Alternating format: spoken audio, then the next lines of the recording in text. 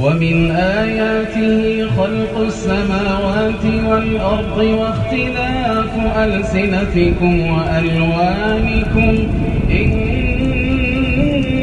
في ذلك لآيات للعالمين. ومن آياته منامكم بالليل والنهار وابتغاؤكم من فضله إن في ذلك لآيات لقوم يسمعون. ومن آياته يريكم البرق خوفا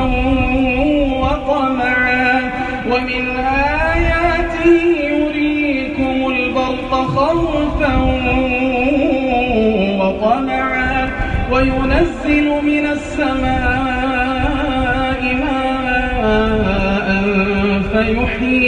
فيحيي به الأرض بعد موتها إن في ذلك لآيات لقوم يعقلون.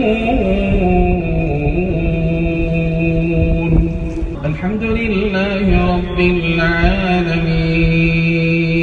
الرحمن الرحيم مالك يوم الدين إياك نعبد وإياك نستعين اهدنا الصراط المستقيم صراط الذين أنعمت عليهم غير المغضوب عليهم ولا الضالين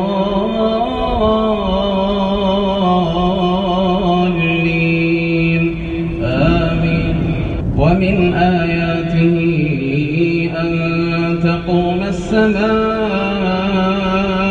والأرض بأمره ومن آياته أن تقوم السماء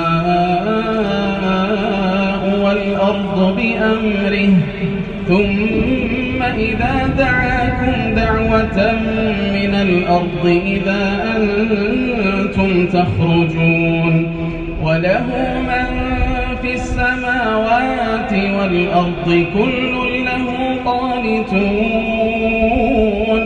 وهو الذي يبدأ الخلق ثم يعيده وهو أهون عليه وله المثل الأعلى في السماوات والأرض وهو العزيز